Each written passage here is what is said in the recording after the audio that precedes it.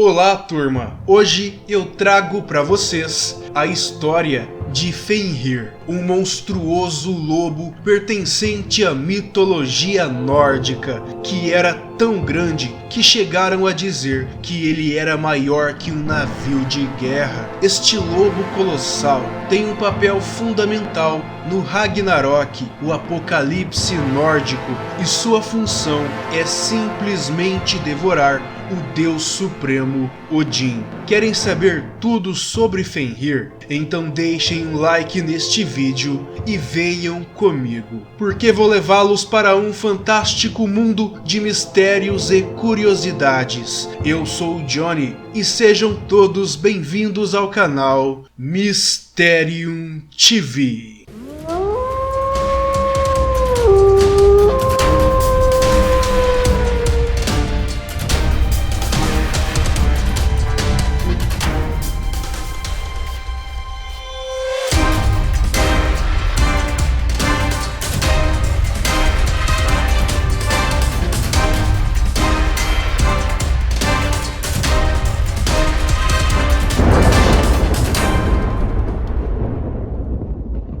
Episódio de hoje, Fenrir. Turma, o Fenrir é um lobo monstruoso e colossal da mitologia nórdica. Ele é filho de Loki com a gigante Angrboda e tem como irmãos a já retratada aqui no canal Jormungand, a serpente de Midgard, e Hela ou Hel, a deusa da morte. E Fenrir seria o responsável pelo final do mundo na mitologia nórdica. Ele está acorrentado pelos deuses e aguarda o Ragnarok, o destino final dos deuses. E quando a hora chegar, Fenrir irá se soltar e causará grande devastação antes de devorar o próprio Deus Supremo, Odin. Mas a chacina de Fenrir não dura muito, pois ele acaba sendo morto pelo filho do grande deus, Vidar, que enfiará uma faca em seu coração ou rasgará seus peitos até o seu maxilar, de acordo com a região em que a lenda é contada. A fonte mais importante de informação sobre Fenrir aparece nas coleções escandinavas de poemas mitológicos, heróicos e gnômicos do século VIII, conhecidos como Eddas. Fenrir tem dois filhos, Hati e Skoll, e os dois filhos de Fenrir perseguem os cavalos Arvak e Ausvidir, que conduzem a carruagem que contém o Sol, e Hati também persegue Mani, a Lua. E a partir da profecia dos Volva, ou a profecia de Sibyl, e de sua luta com Bem, eu vou ter que colocar isso na tela. Odin acaba percebendo que as crianças de Loki e Angrboda trariam sérios problemas aos deuses. Então, o poderoso deus Odin traz à sua presença o lobo Fenrir, junto com seu irmão Jormungand e sua irmã Hela. E após lançar Jormungand nas profundezas do mar e enviar Hela para a terra dos mortos, Odin mandou que o lobo fosse levado pelos Aesir. O medo crescente em torno de Fenrir e de seu poder, que ficava cada vez maior, assim como seu tamanho, fez com que Odin tivesse que tomar alguma providência em relação ao lobo gigante, que estava apavorando a todos em Asgard. Turma, ele ficou muito maior que um dinossauro. Inicialmente, a criação do lobo foi entregue a Tyr, considerado o mais corajoso entre os deuses. Porém, nem mesmo ele pôde conter o animal, que continuava a causar enormes problemas em Asgard. E então uma reunião para decidir o que fazer com o lobo foi marcada. Nesta reunião, os deuses resolveram que deveriam mandar fazer uma corrente de elos de ferro com uma enorme espessura e o cadeado forjado em aço. Então surgiu a dúvida, como o lobo se deixaria acorrentar. Então Tyr sugeriu que fosse feita uma espécie de desafio com o lobo, para que eles pudessem ver a sua força, e Odin imediatamente concordou. Será que o lobo vai cair nessa trapaça? Vamos ver agora. Os deuses então partiram para colocar o plano em ação.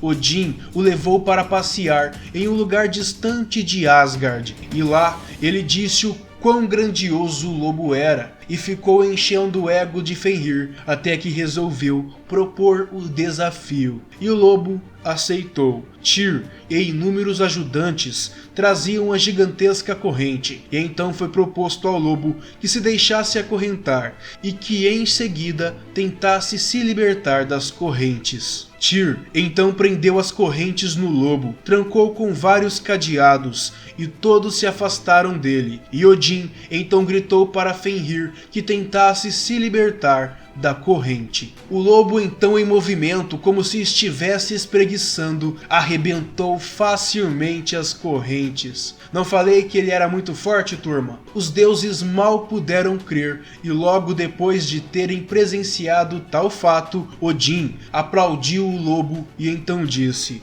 "Muito bem, Fenrir, estamos impressionados. Agora vamos ver se você consegue se livrar desta." Uma outra corrente havia sido forjada por precaução. Esta, conhecida como Droma, teve a fama atribuída pelo ferreiro que a forjou, como sendo a corrente mais sólida já criada. Mas uma vez, Tyr havia acorrentado o lobo, e logo depois Odin havia dado outro grito para que Fenrir tentasse se libertar das correntes, e desta vez o lobo havia encontrado mais dificuldades para romper as correntes. Ele se debateu e lutou contra a corrente até que finalmente foi capaz de se libertar. Mais uma vez, Fenrir havia frustrado as expectativas dos presentes, que se viram obrigados a abandonar o local do desafio. Mas eles não desistiram e voltaram a se encontrar, pois o lobo ainda era uma ameaça, e então o servo e mensageiro do deus Frey, Skirnir, havia tido a ideia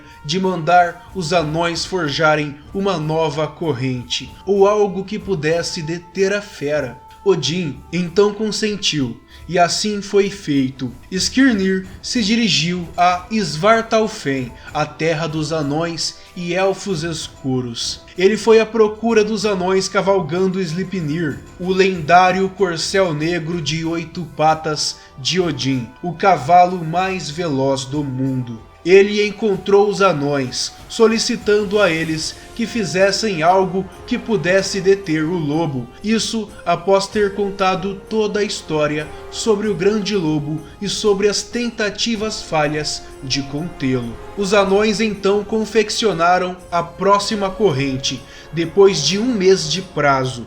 Quando Skirnir voltou, ele recebeu do anão uma espécie de corda de seda chamada Gleipnir. Porém, era uma corda especial, feita com 6 ingredientes especiais raríssimos de encontrar, e os ingredientes eram o cuspe de uma ave, os nervos de um urso, o fôlego de um peixe, a raiz de uma montanha, as barbas de uma mulher e o som de uma queda de um gato. Bem bizarro, né? Skirnir voltou para Asgard cavalgando Sleipnir, e quando chegou, todos se reuniram novamente e foram desafiar o lobo, que estava ainda maior. Dizem que ele estava do tamanho ou maior que um navio de guerra viking.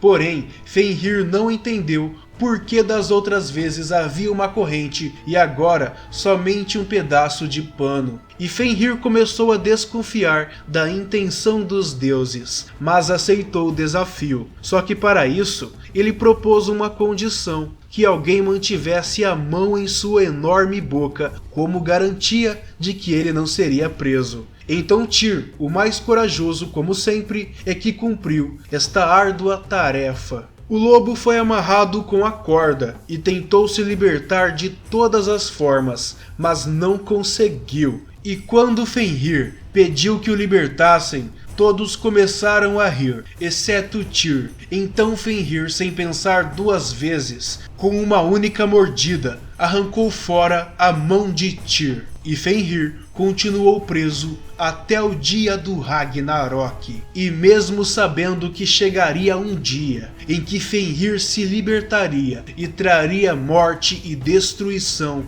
a todos eles, os deuses não o mataram, porque nada pode impedir o apocalipse nórdico.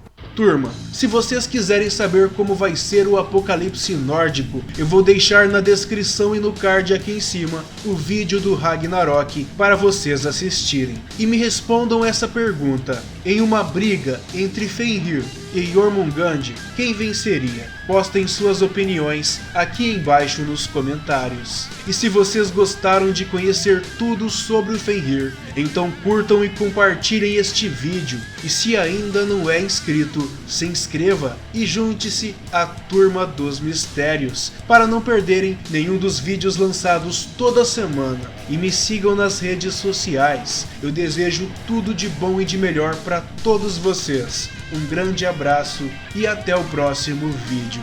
Tchau!